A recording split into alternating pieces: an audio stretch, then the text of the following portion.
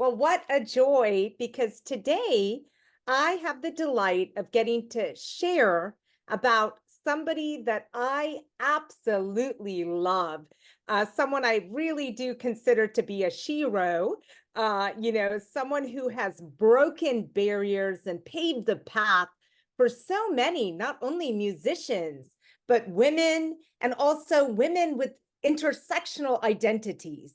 And so this is Sister Rosetta Tharpe, and I titled the presentation today, Singing for Justice.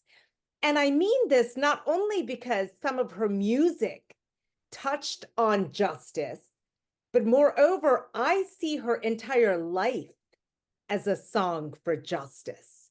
And so when I say singing for justice, I think Rosetta exemplified that through her journey as a human being, as a woman, as somebody who was queer and bold and beautiful at a time where so many, were hateful and threw arrows and stones.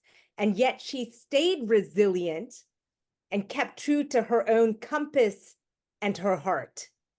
I loved all of the readings that we've done today because they fit perfectly and also align with Sister Rosetta as well. So they were fabulous today. So thank you all for that. So here you see a kind of a collaged image. And if you end up liking, as we talk today, the story of Rosetta Tharpe, I strongly suggest you check out the picture book, Little Rosetta and the Talking Guitar. It is by Charlene Barlow.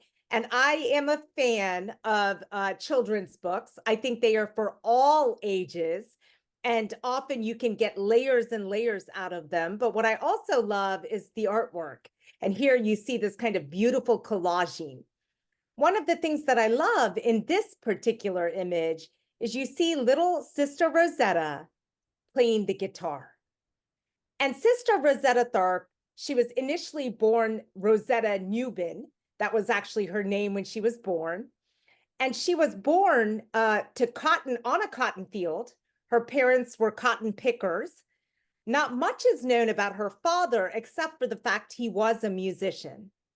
Her mother was amazing. Her mother, Katie, was an amazing musician herself. She also played the mandolin and was quite talented. So Rosetta was born into this kind of musical world. And by the age of 4, she was actually picking up instruments. By the age of 6 years old, many people would actually call her a musical prodigy. She ended up traveling with her mom's evangelical troupe, right? And performing in front of mass audiences at a very young age. And she loved being on stage, especially because she loved to help others have joy and feel. For her, music was about feeling. And she conveyed that when she sang. Today, we started the service with This Little Light of Mine, and you can feel Rosetta's energy. And she would always put her own unique twist and spin as she sang, and she also would move that body. She was a dancer. And very controversial at the times, because even as she performed with her mom, initially all of the music was gospel music. And so there was a lot of criticism against moving your hips, right, and dancing. And yet Rosetta could not help herself. She said, oh, the music, it just calls to my spirit. And so she, in fact, coined a lot of moves that later on artists like Elvis Presley, Little Richie. I mean, so many famous artists would actually take her dance moves in addition to many of her musical techniques. So little Rosetta was quite interesting. Now, here I show you a picture of her mom. The black and white image is Katie.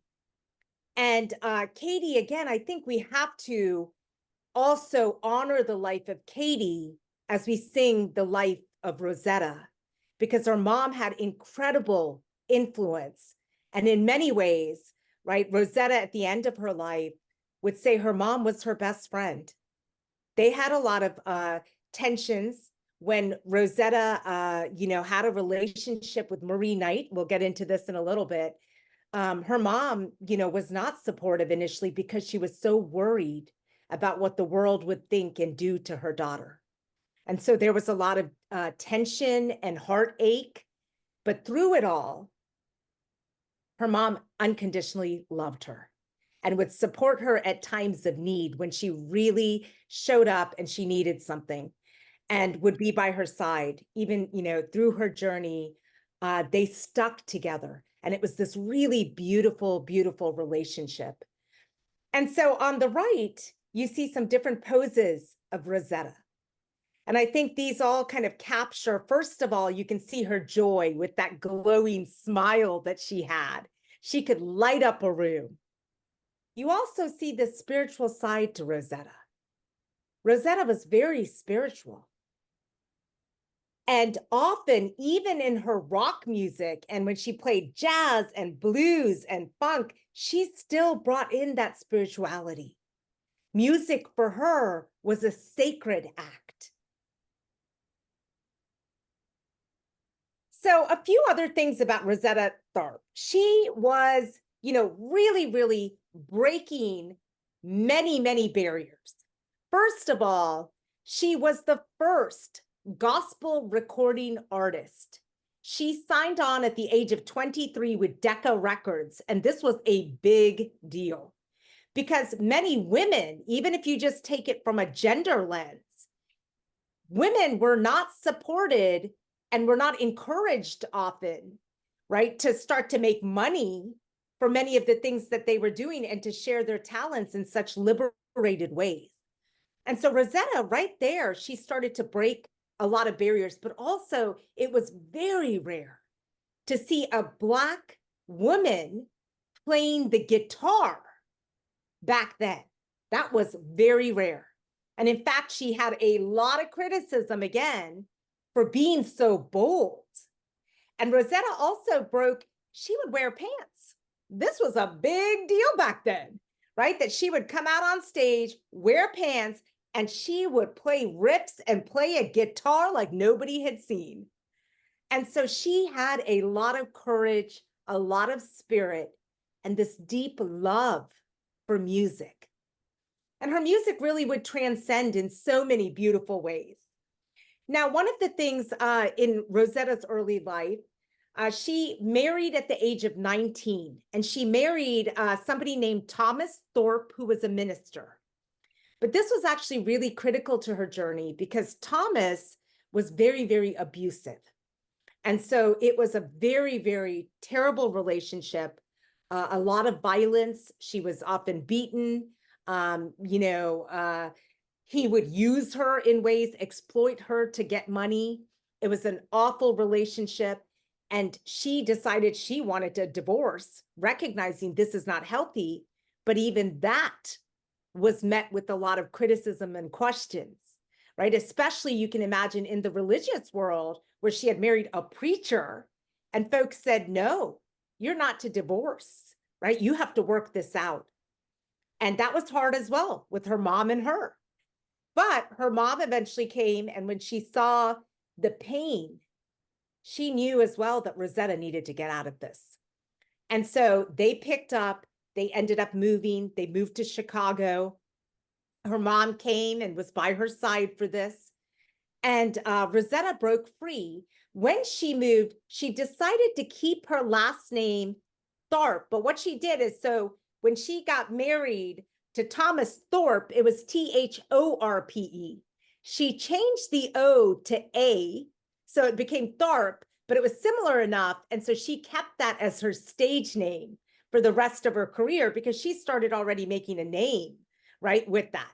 And so she would become Sister Rosetta Tharpe.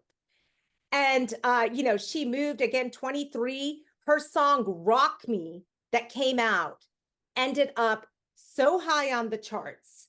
And it became such a major influence for artists beyond, even after she passed away. Her influence was just amazing. And so many, when we talk about rock and roll, a lot of times people have never heard of Sister Rosetta Tharpe. And the reality is, she was the godmother of rock and roll. In fact, so many rock and roll artists would admit that, in fact, she was their influence and she actually birthed rock and roll. But yet, as we know, right, a lot of women throughout history are not given their credit. And she definitely is a story of that, where her credit was often not given, where much of her art form was stolen, and she was not given credit. So lots of different kinds of issues. And yet, she never gave up. She persisted and was a pioneer. And she was a visionary, very, very bright as well. And so she would go on again, making her own fusion of music, mixing gospel, mixing blues, mixing jazz, playing at places like the Cotton Club, really, really big deals. And this was also during times of segregation. So often she was invited to kind of perform, but she couldn't eat at these places. She couldn't sleep in the local hotels. So in fact, eventually Rosetta did invest and she got a bus. And now it's interesting, a lot of my young students who are musicians, it is, a dream, right? To get kind of your own van or music bus and tour. But back then, right, Rosetta had her own bus, but it was not because she had wanted it for any other reason, that she had to have it to survive because she couldn't stay in any other place, right? So a very different reality, if you will. And but she continued to persist. Now, one of the things that I love is in 1949, Rosetta would meet really the love in terms of her romantic love of her life, a woman named Marie Knight. She was at a Mahalia Jackson concert and she saw Marie performing, and Rosetta was fully mesmerized, right? Fully mesmerized. And she would end up having a relationship with Marie. And again, coming out, being your authentic self, being bisexual, being queer was not easy during this time. And Marie was very much did not want people to know, right? Was very afraid. Marie had 3 kids. She had a mother, and she was traveling, but yet they had this incredible love. And they would go on to make some music that is some of the most beautiful songs, right? And you may have heard of some of these songs. They wrote lyrics together, kind of, up above my head. There's a song, Up Above My Head. I love that song. And so you all can check out some of the music. And, their relationship would eventually end because Marie Knight, while they were traveling and on tour, after several years being together, Marie got a call one day, and Marie has a story of her own. And her mom and her 3 kids died in an apartment fire. And Marie was never the same after that. Marie had so much guilt that she was on tour, traveling and doing all of this, and felt like, had she been there, could she have saved her mom? Could she have saved her kids? And she went into a really deep depression, and she broke up with Rosetta. And Rosetta's heart, right, was really shattered. Rosetta had just at that same time was purchasing her first home, had imagined life with Marie in that home. And so it was a very, very hard time. Now, they would remain close friends. And in fact, both, even at the end of their life, would describe each other still as the loves, that they never found such passionate love ever again. And Marie, in fact, when Rosetta passed away and died, Marie came and did all of her makeup and did everything for the funeral. And so they still supported each other, but it's a really kind of heart-aching relationship and story, but also a joyful one. There were moments of such joy as well within that story. And so again, Rosetta, was a pioneer. And I'll just share very quickly, I discovered Rosetta. I was in middle school. And, I was young, I was a young adolescent, and I would spend a lot of time in public libraries. Libraries were my sanctuary and my home. I loved going through shelves. And, I was actually looking for a book about Aretha Franklin. I loved the song Respect, right? Respect. And so I loved Aretha and was looking, and I ended up finding some pieces from Aretha where Aretha spoke about somebody named Sister Rosetta. I had never heard of Sister Rosetta. And so, of course, that led me curiously to go and find out who Sister Rosetta was. And I found it really curious throughout my educational career. So, even, taking music classes or, that most everybody around me never knew who Sister Rosetta Tharpe was.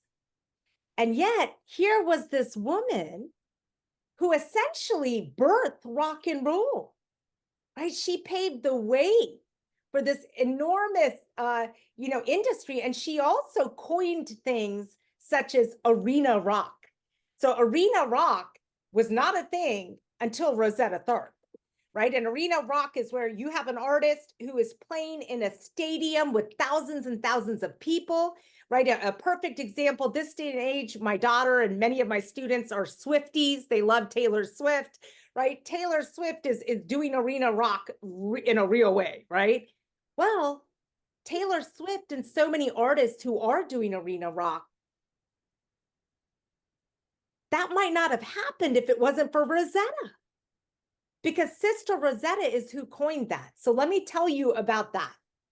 Sister Rosetta, she ended up, so she had 3 marriages. First was the preacher. Second, she married somebody named Foch Allen, who was her kind of marketer and promoter, and that did not go well either. Very violent relationship. It ended very quickly. It was less than 4 years, and they really weren't together much of that time, and she moved to New York after that. Now, her last marriage, she would end up marrying her manager, Russell Morrison.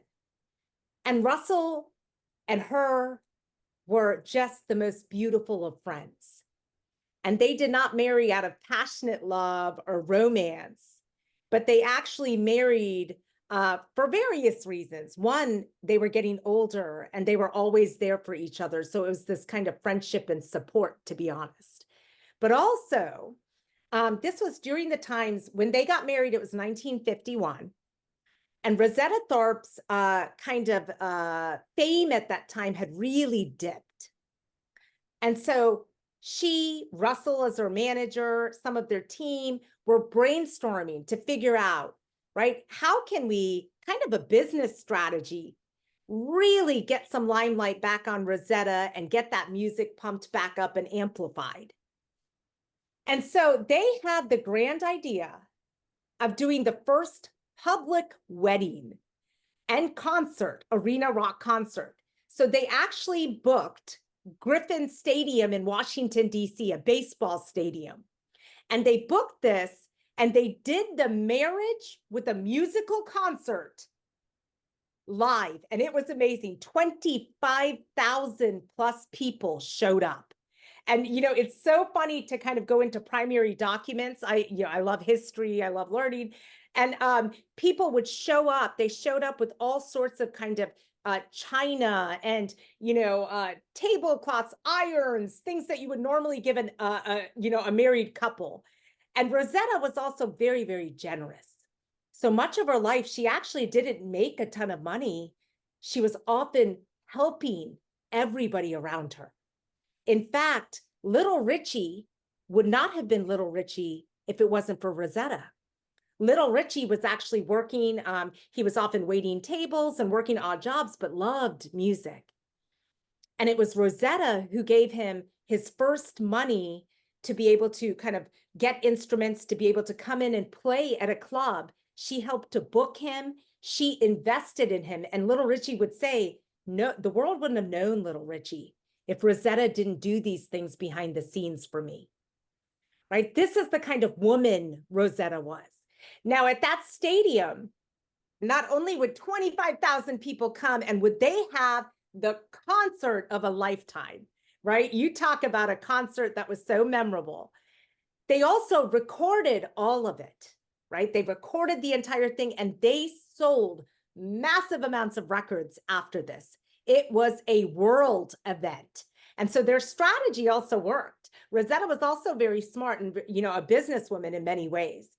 Now, Marie Knight actually came to that and performed and played and was her kind of maid of honor. But Marie would often say that it was one of the hardest things for her, right? Because here she was marrying somebody and yet she still loved Rosetta. You can imagine the tanglements, right? And again, Russell and her were not really lovers. They were just really, really good friends. And Russell, after the other two marriages where she was abused, it was violent, Russell was kind of a complete 180. He was a gentle, loving man and soul. He would take care of Rosetta till the end of her days, right? In so many ways. So he was much more than a manager. They really did have this kind of best close friendship. And Rosetta, near the end of her life, so after this, she would go on to tour in Europe. So she actually played all across Europe. Many artists, again, even later, like Eric Clapton, I mean, people were influenced by her.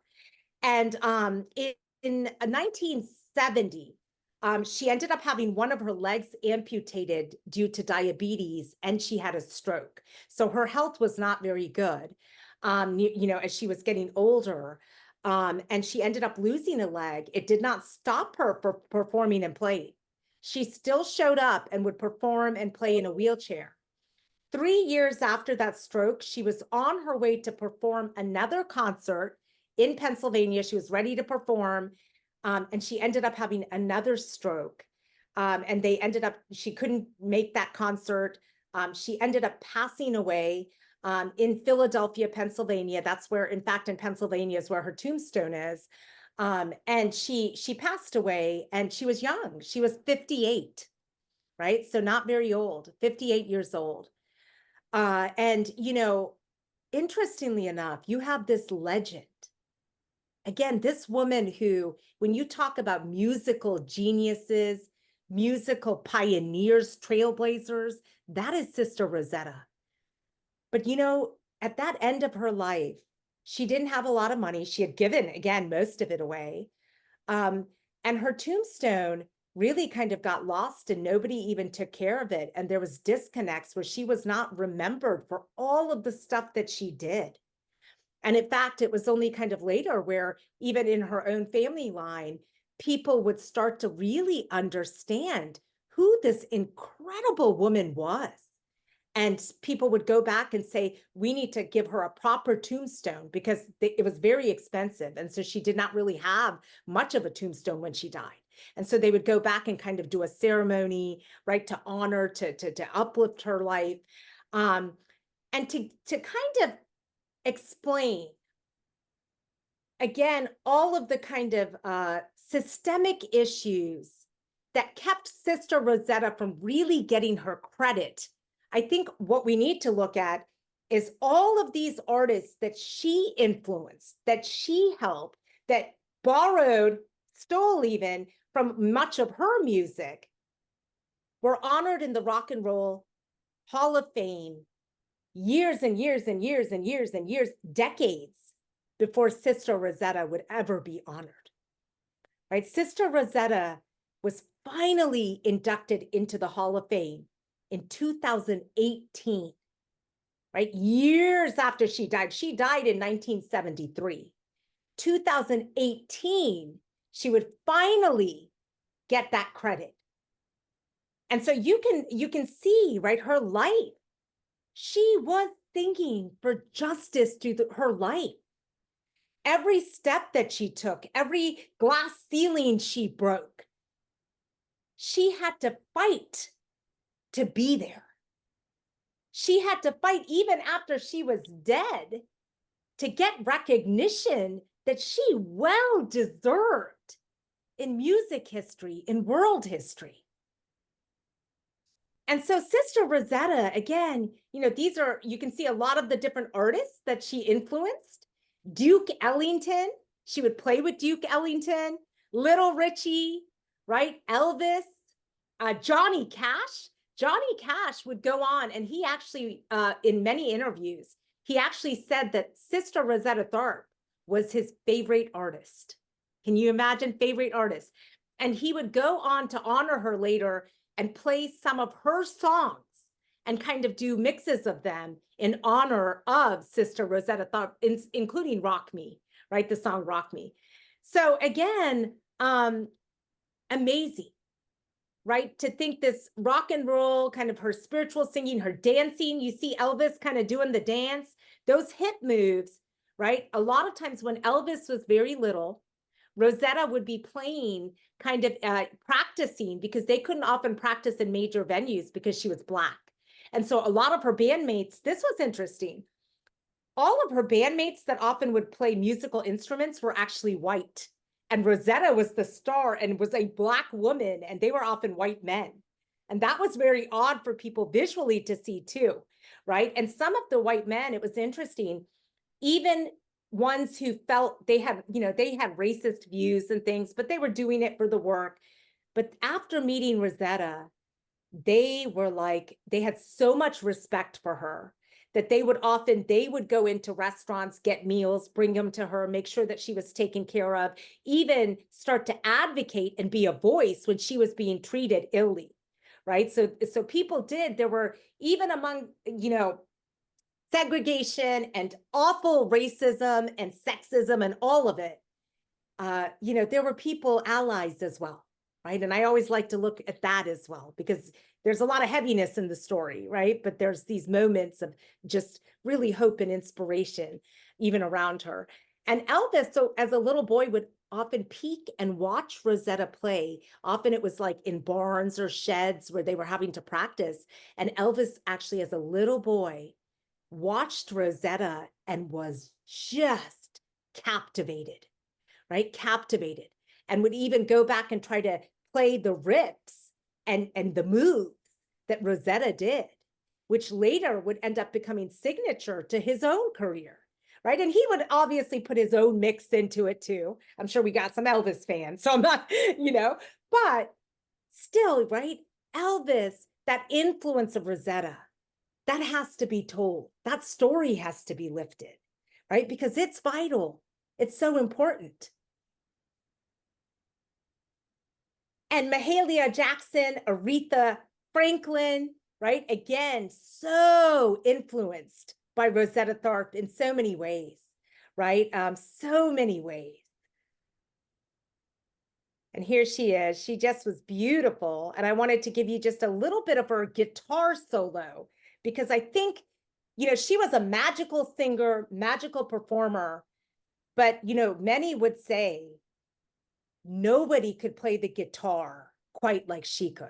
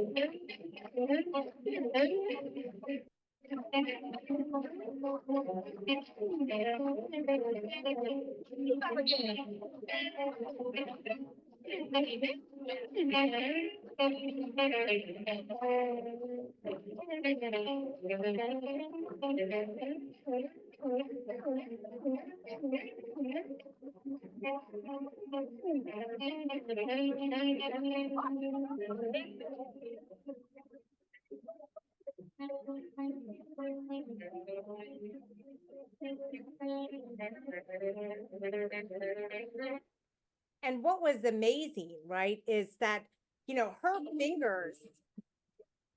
her fingers were so fast on that guitar. And she was able to actually move to the electric guitar when it came out, and teach herself. This was all self-taught. That is the other thing that is incredible, right? She was self-taught. And by the age of 6, I mean, she was a musical genius, had something innately in her, which she would say was spiritual, right? That she was born into the world to play. That's how she would put it, right? And pretty amazing to watch her. And what I love is in 1957, she told the London's Daily Mirror in one of her big interviews all this new stuff they call rock and roll. Why, I've been playing that for years now. Right, and I just love it, right? She was playing it for years, and she was bold. She would, one of the quotes, in fact, I love in our opening slides, one of the quotes was there about how she would even go on to say, can't no man play like me, right? And she knew, she owned it, which was really bold at that time. And so here is her and Marie Knight.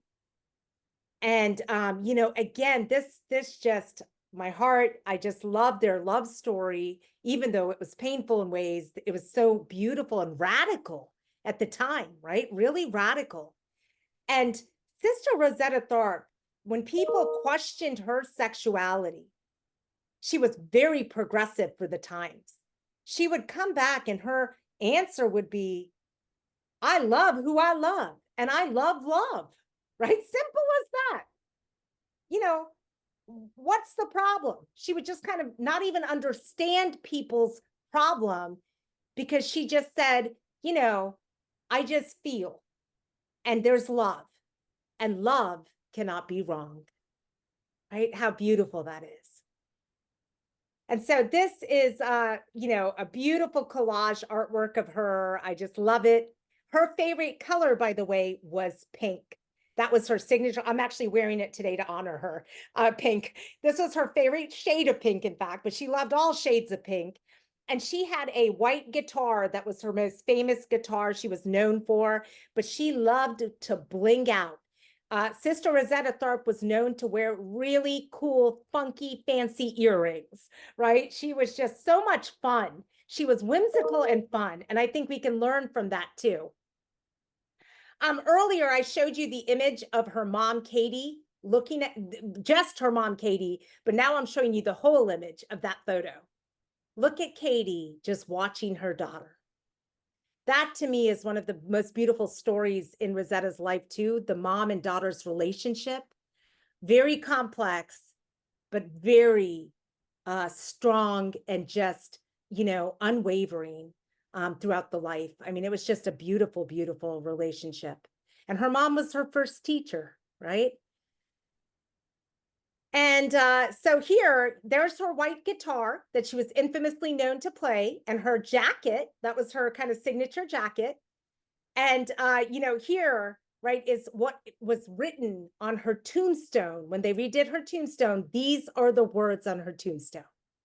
And I think they capture everything of Sister Rosetta. She would sing until you cried. And then she would sing until you danced joy. She helped to keep the church alive and the saints rejoicing. I think it just speaks to her spirit. So if you want to learn more about Sister Rosetta, there are some great reads out there, and I recommend it. Summer is coming. I know some of us are getting our book lists on. Shout, Sister, Shout. That is actually from one of her songs. So you should listen to that song too. It's a fun song. Shout, Sister, shout. Tell me what it's all about. It's a really good song. So, that's a good one by Gail. It's got a lot of history. Now, you will find, right, some differences in some of the historical tellings of her life, but really just overall very interesting. You'll get some good information from that. And then Sister Rosetta Tharpe by J.P. Miller, beautiful picture book. Rock Rosetta Rock, Roll Rosetta Roll. That's a fun one. If you all have any little kids in your life, that book is super fun because it makes all these sounds, onomatopoeia, right? So it does the drum, like the tonk, tonk, tonk, the so you get to make all the musical sounds. And then Little Rosetta and the talking guitar, that is one of my favorite ones. I just love the artwork in it as well. So I had the joy last April, so a year ago from today, I actually surprised my mom, and it was her birthday. And so I took my mom to go see Shout, Sister, Shout. Rosetta's life was made into a play, and it was at the Ford's Theater in Washington, D.C. And, I am always working. I don't do much for myself, to be honest. It's not good. I need to do more, but this was such a treat. I paused everything. I paused the emails, the digital stuff, and I just was so present and had this time with my amma. And we got to go see Shout Sister Shout. And when the play, it still circulates, and I really recommend you all check it out if it ever comes our way, or if you're somewhere and the play is going. It is a beautiful, beautiful play, right? They did an incredible job capturing all of these elements and lifting her music, which was just amazing, amazing. So, and with that, I could keep you all day, but I know it's 12:05, and so I'm going to end here. And I'm just going to say, Sister Rosetta Tharpe, we collectively thank you. Thank you for living a life and singing for justice. And let us, all of us, right, continue to shout, sister, shout. Let's shout and amplify her story and so many diverse stories that deserve to be told. And especially now in a state where we are living, where truthful history is being erased, where people who are, have these intersectional identities are being erased.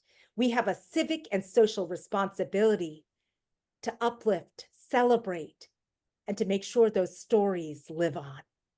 Namaste.